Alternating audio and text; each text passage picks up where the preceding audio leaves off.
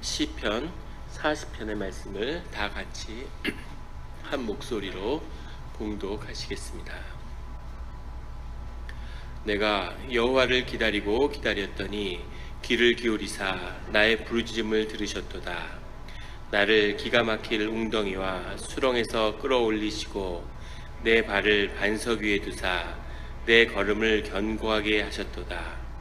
새 노래 곧 우리 하나님께 올릴 찬송을 내 입에 두셨으니 많은 사람들이 보고 두려워하여 여호와를 의지하리로다. 여호와를 의지하고 교만한 자와 거짓에 치우치는 자를 돌아보지 아니하는 자는 복이 있도다. 여호와 나의 하나님이여, 주께서 행하신 기적이 많고 우리를 향하신 주의 생각도 많아 누구도 주와 견줄 수가 없나이다.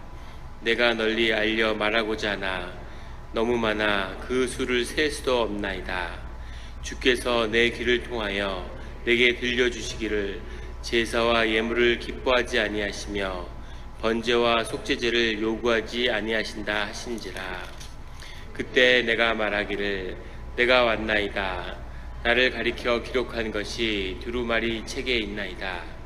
나의 하나님이여, 내가 주의 뜻 행하기를 즐기오니 주의 법이 나의 심중에 있나이다 하였나이다. 내가 많은 회중 가운데 의의 기쁜 소식을 전하였나이다. 여호와여, 내가 내 입술을 닫지 아니할 줄을 주께서 아시나이다. 내가 주의 공의를 내 심중에 숨기지 아니하고 주의 성실과 구원을 선포하였으며 내가 주의 인자와 진리를 많은 회중 가운데서 감추지 아니하였나이다. 여호와여, 주의 긍휼을 내게서 거두지 마시고 주의 인자와 진리로 나를 항상 보호하소서. 수많은 재앙이 나를 둘러싸고 나의 죄악이 나를 덮치므로 우러러 볼 수도 없으며 죄가 나의 머리털보다 많으므로 내가 낙심하였음이니이다. 여호와여, 은총을 베푸사 나를 구원하소서. 여호와여, 속히 나를 도우소서. 내 생명을 찾아 멸하려는 자는 수치와 낭패를 당하게 하시며 나의 해를 기뻐하는 자는 다 물러가 욕을 당하게 하소서. 나를 향하여 하하하하 하며 조소하는 자들이 자기 수치로 말미암아 놀라게 하소서. 주를 찾는 자는 다 주 안에서 즐거워하고 기뻐하게 하시며 주의 구원을 사랑하는 자는 항상 말하기를 여호와는 위대하시다 하게 하소서. 나는 가난하고 궁핍하오나 주께서 나를 생각하시오니 주는 나의 도움이시오 나를 건지시는 이시라. 나의 하나님 아버지, 감사합니다. 저희 주님께 기도를 드리고자 이 새벽 제단에 모였습니다. 우리 마음의 묵상과 주님을 향한 마음을 주님께서 연락해 주시길 원합니다. 감사드리며 예수 그리스도의 이름으로 기도드렸습니다. 아멘. 오늘 시편 40편의 말씀은 1절에 내가 여호와를 기다리고 기다렸더니 라고 시작하고 있습니다. 원문을 정확하게 직역하면 내가 기다림 속에서 기다렸습니다 라고 해석하는 것이 더 좋을 듯 합니다. 이 말은 내가 오랜 시간 여호와를 기다려왔다고 하는 그런 고백이죠. 여호와를 기다리고 또 기다렸습니다. 늘 하나님을 사랑하고 또 기대하고 기도하면서 주님과 함께 왔는데 그 가운데서 또 주님을 기다리고 기다렸다는 거죠. 이것이 주님을 만나는 우리 신앙의 길인 것 같습니다. 늘 주님이 함께 하시고 우리 마음에 위로를 주시고 우리가 주님과 기도하고 대화하지만 동시에 더 큰 주님을, 더 좋은 주님을 우리는 기다리고 또 그 주님을 만나야 하는 것이죠. 그래서 우리가 인생의 또 우리의 신앙의 삶 가운데서 주님을 새롭게 만나는, 더 큰 주님을 만나는 그 축복이 함께 하시기를 예수 그리스도의 이름으로 축원합니다. 다윗은 하나님의 사람이었지만 늘 주님을 만났고 또 주님을 기다리는 사람이었다는 겁니다. 내 귀를 기울이사 나의 부르짖음을 들으셨도다. 주님께 부르짖었는데 우리 심령의 어려움 가운데 고난함 가운데서 주님께 부르짖더니 주님이 그 말씀을 귀를 기울이셔서 들으셨다는 거죠. 2절에 가면 나를 기가 막힐 웅덩이와 수렁에서 끌어올리시고 내 발을 반석 위에 두사 내 걸음을 견고하게 하셨도다 라고 고백하고 있습니다. 기가 막힐이라고 해석했는데 이게 이 원어의 정확한 해석은 소음을 의미합니다. 시끄러운 소리, 사온 뭐 이런 단어인데 그 아주 시끄러운 소리, 소음을 의미하는 거죠. 그래서 웅덩이라고 하는 것, 이것은 동굴로도 해석할 수 있고 연못으로 해석할 수 있고 어려움으로도 해석할 수 있습니다. 그래서 이 단어 기가 막힐 웅덩이라고 해석했는데 아주 시끄러운 동굴 속 뭐 이런 의미도 될 수 있고 어떤 사람은 재앙의 호수다 뭐 이렇게도 얘기하고 이 동굴 같은데 사람들이 갇혀서 웅덩이에 사람들이 빠져서 살아나려고 막 아비규환으로 소리치고 막 비행기 사고 나서 막 그런 현장 같은 그런 걸 상상하시면 되겠습니다. 그 어려움 속에 빠져들었는데 어떤 큰 그 재앙 속에 빠져들었는데 그 속에서의 그 소란스러움, 아비규환 이런 어려움이죠. 그런 큰 어려움에 빠졌고 수렁에서 끌어올리시고 수렁이라고 하는 단어는 웅덩이의 밑바닥을 의미하는 겁니다. 웅덩이. 물속에 웅덩이가 있죠. 그 웅덩이 깊은 곳의 바닥인데 그 바닥은 늘 그 진창이잖아요.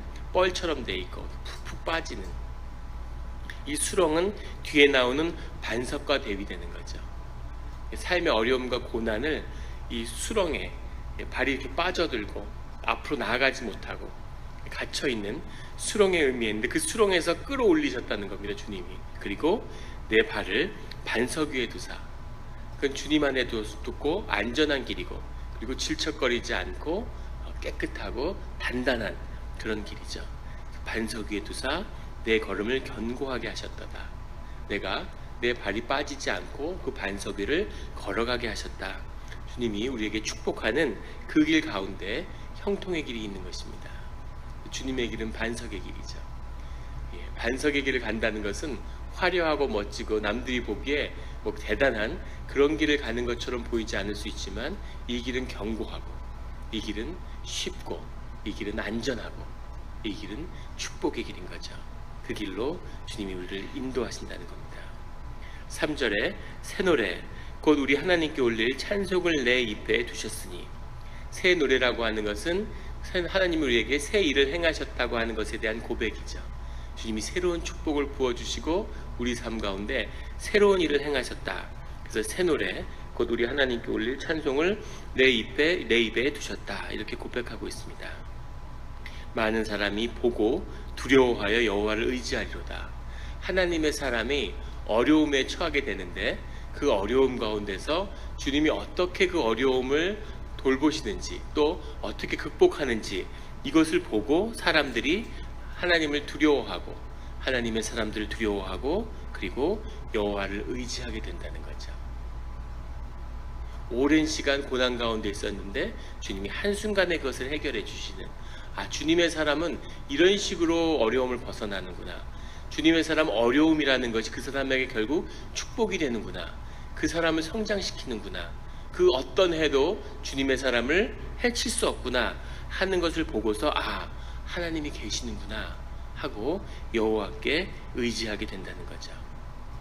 4절에 여호와를 의지하고 교만한 자와 거짓에 치우치는 자를 돌아보지 아니하는 자는 복이 있도다.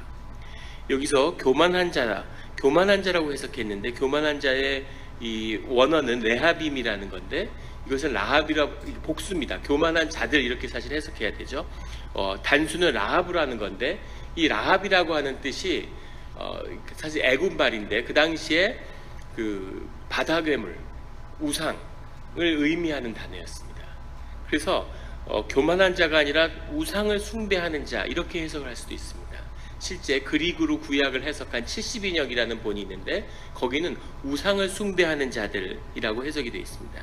그리고 거짓에 치우치는 자, 거짓에 치우치는 자도 카자부라는 뜻인데 이것은 전통적으로 배교로 해석되어 왔습니다. 그래서 성품이 교만하고 거짓을 좋아한다는 의미가 아니라 하나님을 배교하고 우상을 숭배하는 자들, 어려움에 처하고 힘든 그 시기에 그럴 때 우상을 숭배하고 그리고 배교를 하고 하나님을 잃어버리고 이렇게 하지 않고 그 어려움 속에서 주님을 붙잡는 자, 여호와께 끝까지 의지하는 자는 복이 있다는 거죠. 주님의 약속입니다. 우리는 무슨 어려움이 당했다고 이런 일을 해 라고 하는데, 우리가 어려움을 당하게 될 때 한번 생각해 보세요. 우리가 제일 먼저 의지하는 것이 돈이죠. 돈에 의지하고, 이 돈이 나를 지켜줄 거야. 아니면 무슨 관계가, 내 친구가, 내가 아는 누군가가 나를 지켜줄 거야. 이런 것이 우상 숭배인 거지. 여기 얘기하는 교만한 자라고 해석한 우상에 의지하는 자가 되는 겁니다. 평소에 하나님께 의지합니다, 하나님 도와주세요, 그러다가 정말 어려운 고통이 닥치면 내 경험, 내 지식을 어떻게 수습해 보려고 이리저리 우왕좌왕하는 것, 이런 게 거짓에 치우치는 자인 거죠. 그러지 않는, 또는 그렇게 하는 사람들을 돌아보지 않는, 그런 사람들을 부러워하거나 그런 유혹에 빠지지 않는 그런 자들은 복이 있다라고 주님은 고백하는 거죠. 주님 앞에서. 5절에 여호와 나의 하나님이여 주께서 행하신 기적이 많고 우리를 향하신 주의 생각도 많아 누구도 주와 견줄 수가 없나이다.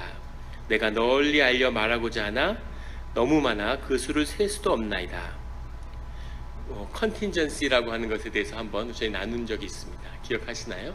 하나님은 우리 삶 가운데 모든 계획을 갖고 계시죠. 그 주님 앞에서 우리가 어떻게 반응하냐에 따라서, 주님 안에서 우리가 무엇을 선택하냐에 따라서 주님의 계획이 새롭게 펼쳐지는 겁니다. 두 가지 기회가 있는데 주님을 택할까? 아니면 그냥 나의 삶을 택할까? 오늘 아침에 토요일 새벽 기도에 가기 위해서 일어나신 분들은 이 경험을 한번 하셨을 거예요. 일어나서 30초죠. 저는 와야 되니까 얼마나 주님께 감사한지 모릅니다. 그런데 일어났는데 그냥 잘까? 그 유혹이 파도처럼 밀려오는 거죠. 그래도 일어나서 갈까? 이 마음도 또 내 안에 있는 거죠. 그런데 내가 기도회를 가겠다고 선택하는 것과, 그리고 내가 그냥 자자 하고 누워 잘 때 전혀 다른 세상이 열린다는 겁니다. 이것이 주님의 컨틴전스죠. 내가 주님을 선택할 때마다 주님의 길이 열리고, 또 주님을 잊고 다른 길을 선택할 때마다 그 길에 대한 모든 주님이 준비하시는 가능성이 열리는 거죠. 그 수가 너무 많은데 그 신비를 자랑하고 싶었지만 그럴 수가 없었다는 겁니다. 그 계획을 널리 알려 말하고자 라고 얘기되어 있는데, 그것의 원어가 아라크라는 단어인데 이것은 견주다, 비교하다 이런 뜻이 들어있습니다. 주님의 계획을 그 무엇과 비교할 수가 없다는 거죠. 주님의 계획이 너무 뛰어나서 왜 이런 일이 있었을까? 그런데 그 일을 통해서 주님이 또 계획하시는 길이 열리고, 이러면 정말 내 인생의 끝인가? 그걸 통해서 주님이 또 새로운 길을 여시고, 이런 놀라운 주님의 신비가 이 시편 기자는 다윗은 경험해 왔다는 거죠. 6절에 주께서 내 귀를 통하여 내게 들려주시기를, 제사와 예물을 기뻐하지 아니하시며 번제와 속죄제를 요구하지 아니하신다 하신지라. 여기서 내게 들려주시기를, 이게 카라라는 단어가 원어인데 후벼 판다는 뜻입니다. 그래서 내 귀를 후벼 파셨다는 거죠. 주님이 아주 멋진 표현이죠. 주님이 그냥 이렇게 얘기하면 저희가 듣는 게 아니라 이 이야기를 들으라고 우리 귀를 후벼 파서 그 안에 말씀을 집어넣는 거죠. 이 말씀은 우리를 향한 주님의 계시이고, 동시에 우리의 입장에서는 주님의 말씀을 향한 순종입니다. 주님이 뭐라고 얘기하셨냐면, 예물을 기뻐하지 아니하고 번제와 속죄제를 요구하지 않는다. 다윗의 시대에 이런 고백을 했다는 건 정말 놀라운 고백이죠. 주님이 무슨 예물을 가져오고 무슨 번제를 드리고 이런 것으로 기뻐하시는 게 아니라 주님은 우리의 마음을 구하신다, 우리의 삶을 구하신다 라고 하는 것을 주님을 만난 사람은 놀랍게 이 고백을 1000년 앞서서 고백하고 있는 겁니다. 다음 절에 가시면, 그때 내가 말하기를 내가 왔나이다. 나를 가리켜 기록한 것이 두루마리 책에 있나이다. 내가 주님 앞에 섰습니다. 이런 뜻입니다. 내가 주님 앞에 섰다는 거죠. 주님 앞에 섰다고 하는 것은 주님 앞에 이제 주님의 사람으로 살아가겠다. 내가 주님 앞에 온전함, 주님의 온전함을 힘입어서 주님의 이름으로 세상을 향해 나아가겠다. 이런 뜻과 하나입니다. 우리 12절에 보면 나의 머리털보다 많음으로 내 죄가 내 머리털보다 많아서 내가 낙심하였습니다. 우리가 주님 앞에 설 수 없는 거죠. 우리의 죄가 있고 떳떳하지 못하고 그 모든 것을 회개하고 이제 주님 앞에 쓴 거죠. 주님 앞에 떳떳하게 주님의 자녀가 여기 있습니다. 주님 어떻게 하시겠습니까? 라고 주님 앞에 쓰는 겁니다. 새벽 기도에 와서 우리의 억울한 심정을 토로하고 또 회개할 것은 회개하고, 그러니까 심령이 깨끗해졌을 때 주님 앞에 서는 거죠. 주님 앞에 우리가 구할 것을, 그 자식이 구할 것을 마땅히 구하고 주님이 그것을 채우시는 겁니다. 그 시편의 기도를 통해서 이제 다윗은 그 마음에 쓴 거죠. 주님 앞에 지성소에 들어간 겁니다. 주님 앞에 쓴 거죠. 8절에 나의 하나님이여 내가 주의 뜻 행하기를 즐기오니 주의 법이 나의 심중에 있나이다. 내가 주의 뜻 행하기를 즐기오니가 아니라 내가 주님의 기뻐함을 위해서 행하니, 이런 뜻입니다. 주님을 내가 늘 기쁘게 해드린다는 거죠. 주의 법이 나의 심중에 있습니다.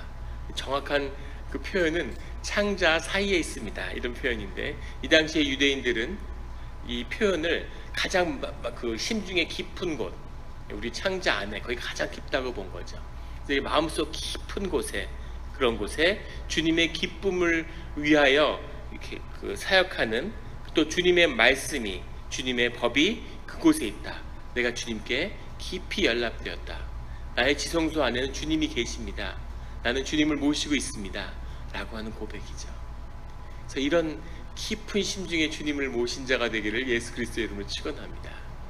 어떤 고난과 아픔이 와도 자기 마음에, 자기 심령에 지성소를 가진 자는 흔들리지 않습니다. 그곳에서 자신을 지키는 거죠. 왜 배교하는 자가 나오고 왜 우상을 숭배하는 것으로 무너질까요? 아무리 성전의 뜰을 밟아도 자기 마음 가운데, 심령 가운데 지성소가 있어서 그곳에서 주님을 만나는 그런 시몬의 세계를 열지 못하면 신앙의 길을 가지 못합니다.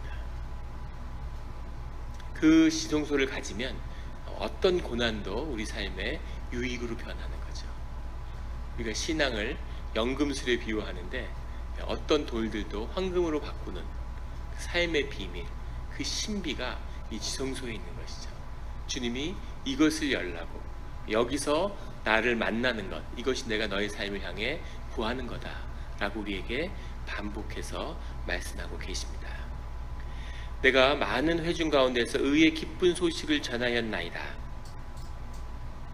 여호와여 내가 내 입술을 닫지 아니하는 줄 주께서 아시나이다. 이 회중이라고 하는 카할이라는 게 우리가 지금 경험하는 교회의 그 시작이죠. 그 원형 가운데 하나입니다. 사람들이 주의 이름으로 모이는 거죠. 그 가운데에서 의의 기쁜 소식을, 내가 만난 주님을 전하고 선포하였다는 겁니다. 우리 앞으로 수요 집회를 하면 이제 그 임직도 하고 그 뒤에 이렇게 임직자들이 나와서 주님 앞에 주님을 어떻게 만났는지, 주님의 좋은 면들, 이런 면들을 간증하는 시간을 갖기 위해서 기도하고 있습니다. 그게 아주 중요한 거죠. 내 삶의 하나님이 어디 계셨는지, 내 하나님이 누구이신지, 이것을 주님께 계속 올려드리는 겁니다. 밝은 면, 기쁜 면, 이 면을 이렇게 거기다 포커스를 맞추고 그걸로 더 기뻐하는 거죠. 주님의 문이 열리는. 이 시몬의 세계는 신비해서 주님 가운데 아픔도 있죠. 그게 없다는 것이 아닌데, 아픔을 자꾸 붙잡고 그것을 묵상하면 점점 아픈 쪽으로 들어가는 겁니다. 자꾸 밝은 면을 봐야 돼요. 빛과 어둠이 같이 있지만 늘 빛을 생각하고 빛에다가 나의 삶과 나의 심령을 맞추는 그런 길로 나아가야 주님의 길로 주님의 문을 열 수 있게 되는 것이죠. 10절에 내가 주의 공의를 내 심중에 숨기지 아니하고 주의 성실과 구원을 선포하였으며 내가 주의 인자와 진리를 많은 회중 가운데 감추지 아니하였나이다. 주님 가운데서 주님이 계심을 선포했다는 거죠. 그런데 이 10절까지 그 기도를 한 다음에 11절이 되면 완전히 다른 시편이 또 나오는 것 같은 그런 걸 경험하게 됩니다. 11절에 가면 여호와여 주의 긍휼을 내게 거두지 마시고 주의 인자와 진리로 나를 항상 보호하소서. 시편이 한 편 더 시작되는 것 같은, 늘 기도 가운데 나와서 주님의 공의와 인자를 구하는. 그리고 12절에 내가 죄가 많아서 고통받고 있음을, 13절에 가면 여호와의 은총을 베푸사 나를 구원하소서, 여호와의 속히 나를 도우소서 라는 것이 나오죠. 그래서 이 말씀의 구성을 보면 원래는 11절에서 말씀이 기도가 시작됐어야 될 것 같은데 앞에 주님을 높이고 주님을 기억하는 찬양이 앞에 나온 겁니다. 그리고 뒤에 가면 16절, 17절에 하나님을 향한 찬양이 다시 나오죠. 그래서 우리는 이 시편이 언제 고백된 것인지, 언제 기도가 올려진 것인지를 알지 못하지만 분명한 것은 굉장한 고통과 어려움 속에 기도했다는 것 하나와 그의 삶 가운데 뒤에 후반기에 이루어진 기도라는 사실을 알게 됩니다. 앞에 좋았던 일, 주님의 기억, 이것을 다 되살린 다음에 그 다음에 자신의 어려움을 토로하는 거죠. 그래서 이 어려움을 뒤에 갖고 나온 걸 보면 굉장히 어려운 상황 속에 놓여 있는 겁니다. 거기서도 주님을 만났고 주님의 기적을 기억하고 주님이 나에게 행하실 새 노래를 기억하는, 그것을 주님 앞에서 먼저 고백하는 거죠. 오랜 연인이 있는데 이렇게 연애를 하다가 깨진 거예요. 그래서 이제 다시 화해를 하려고 만난 거죠. 어색하죠. 그런데 좋았던 시절을 다시 이렇게 회상하는 거죠. 그때 우리 처음 만났을 때 발렌타인데이가 기억나? 이런 식으로. 그때 공원에 같이 갔었는데 그때 벚꽃이 아주 아름답게 폈었는데, 이러면서 그 좋았던 얘기를 다 한 다음에 그 다음에 중간에 내가 요새 죽을 것 같다, 너를 못 만나니까, 이제 이렇게 나오는 거죠. 이것이 오늘 시편 고백의 구성입니다. 주님께 좋았던 걸 다 고백한 다음에 그 뒤에 내가 정말 지금 이렇게 힘이 듭니다, 주님 아시죠? 라고 다시 궁유를 주님께 구하는 것입니다. 원수들이 14절에 가면 내 생명을 찾아 멸하려는 한 자가 수치와 낭패를 당하게 하시며 나의 해를 기뻐하는 자는 다 물러가 욕을 당하게 하소서. 이 고백들, 시편에 보면 늘 앞에 나오던 고백이 이제 뒤에 나오는데 그 10년 가운데 자기 어려움을 주님 앞에 토해내는 거죠. 주님은 그런 것을 다 받아주시는 분이시기 때문에 15절에 나를 향하여 하하하하 하며 조소하는 자들이, 해하흐 해하흐 이렇게 되어 있는데 정말 말 그대로 사람을 조롱하는 소리였다 그래요. 그 사람을 이렇게 비웃는, 비아냥대는 그런 소리였다고 하는데 그걸 우리말로 하하하하라고 했어요. 하며 조소하는 자들이 자기 수치로 말미암아 놀라게 하소서. 놀라게 한다는 건 망한다는 얘기인데 말미암아의 정확한 뜻은 보상으로입니다. 남을 멸시하는 자들이 그 보상을 받게 하소서 이겁니다. 아주 공의로운 일이지만 이거보다 무서운 하나님의 징계는 없죠. 그런데 우리가 기억해야 할 것은 주님이 징계하는 자, 주님이 그 인생을 다루는 자들을 절대 옆에서 조롱하거나 비웃어서는 안 된다는 겁니다. 그것은 믿는 자나 믿지 않는 자나 다 똑같죠. 주님이 긍휼과 인자가 많으신데 주님 가운데에서 이렇게 레드라인이 있어요. 주님과 이렇게 사람도 마찬가지, 교제를 하다 보면 그 사람의 인격을 다 받아들일 수 있는데 그 사람에게서 건드려서는 안 되는 영린이라고 그러죠. 용의 비닐이 거꾸로 나 있어서 용의 머리를 타고 마음껏 돌아다니다가 갑자기 발을 헛디뎌서 놓치서 목에 비닐에 난 그 비닐을 거꾸로 거스리면 용이 용서치 않는다는 거죠. 주인은 물어 죽인다는 겁니다. 그 영린이 있는 것처럼 주님에게도 그 영린이, 레드라인이 있는 거, 절대 넘어서서는 안 되는, 주님의 정말 무서운 면을 보고 싶지 않다면 넘어서는 안 되는 선이 있는데 그 중에 하나가 바로 이 주님이 징계하는 자를 비웃는 겁니다. 주님이 징계하는 자들이 있어요. 주님이 정말 그 삶을 우겨싸서 그 마음의 중심이 무엇인지, 넌 누구냐, 너의 신앙은 뭐냐, 이런 걸 한번 물으시는 때가 있을 수 있습니다. 그런데 그럴 때 주변에서 하나님 믿는다 그러더니, 하나님 혼자 믿는 것처럼 그러더니 이런 식으로 비웃으면 어마어마한 저주를 당하게 되죠. 유대 민족이 고난을 당할 때 그들을 비웃었던 가나안의 족속은 다 전멸되었습니다. 주님이 그뿐 아니라 그것을 전멸시키는 것을 거부하거나 협조하지 않았던 사람도 모두 죄를 받았습니다. 굉장히 무섭게 징계를 하시는 거죠. 그래서 하나님이 징계가 임할 때, 또는 하나님이 누구의 삶을 다루실 때는 옆에서 숨도 조용히 쉬면서 조용히 있는 듯 없는 듯 있는 것. 그럴 때 내가 뭐 중보하겠다, 내가 가서 막 기도로 도와줘야지 이러고 하나님을 모르고 나서다가는 큰 벌을 당하게 되는 거죠. 그래서 이런 주님이 징계를 하실 때 그때 비웃었던 자들은 그 보응을 받게 된다라고 하는 것을 주님 앞에 고백하고 있습니다. 16절에 다시 주님에 대한 찬양으로 돌아왔죠. 주를 찾는 자는 다 주 안에서 즐거워하고 기뻐하게 하시며 주의 구원을 사랑하는 자는 항상 말하기를 여호와는 위대하시다. 정말 여호와는 굉장한 분이구나, 정말 좋은 분이구나 라는 그 고백으로 나오게 된다는 거죠. 17절에 나는 가난하고 궁핍하오니, 다윗이 왕이죠. 그 세상에서 가장 부자였을 겁니다. 가장 권세가 많은 자죠. 그런데 다윗은 하나님을 너무 잘 아는 거죠. 오랜 시간 동안 양칠 때부터 하나님과 교제해 오니까 하나님의 마음을 깊이 아는 거예요.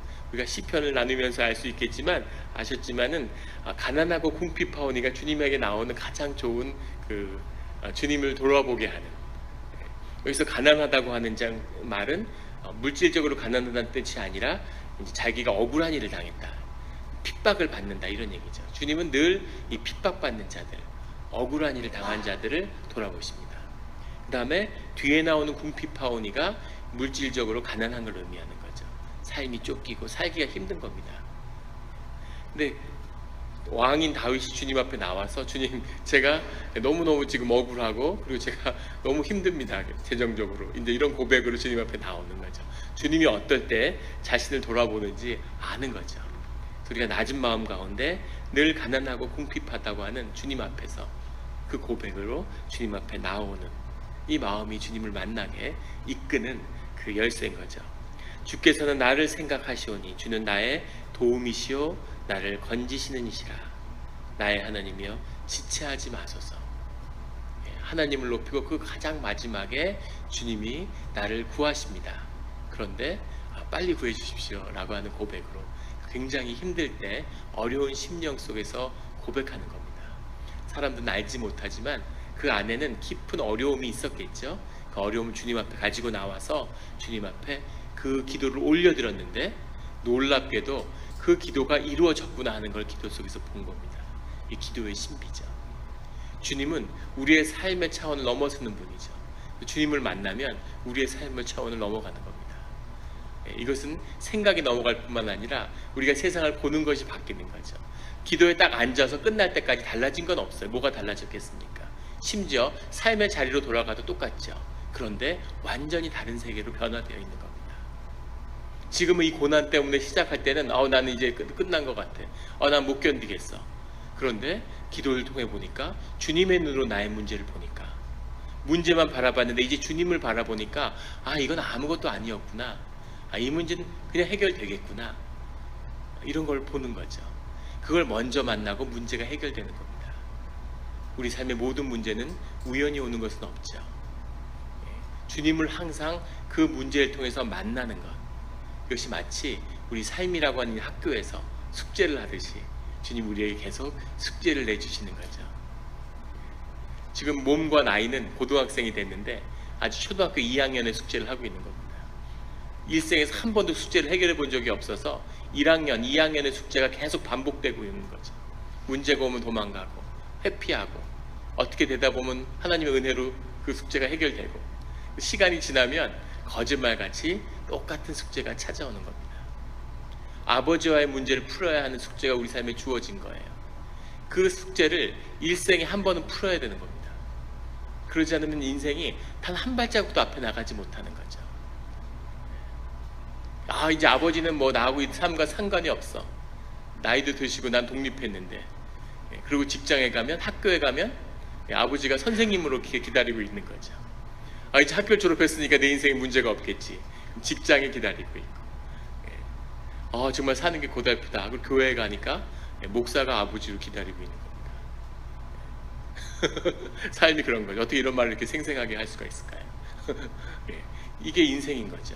그 숙제를 끝내야지만이, 그 문제를 하나님께 갖고 가서 하나님 안에서 그 문제가 해결을 봐야지만이 삶의 다음 숙제로 우리 삶의 능력이, 신앙의 능력이, 우리 삶의 기도가 자라나는 그 신앙의 축복이 우리 영락교회 성도님들에게 함께 하시기를 예수 그리스도의 이름으로 축원합니다.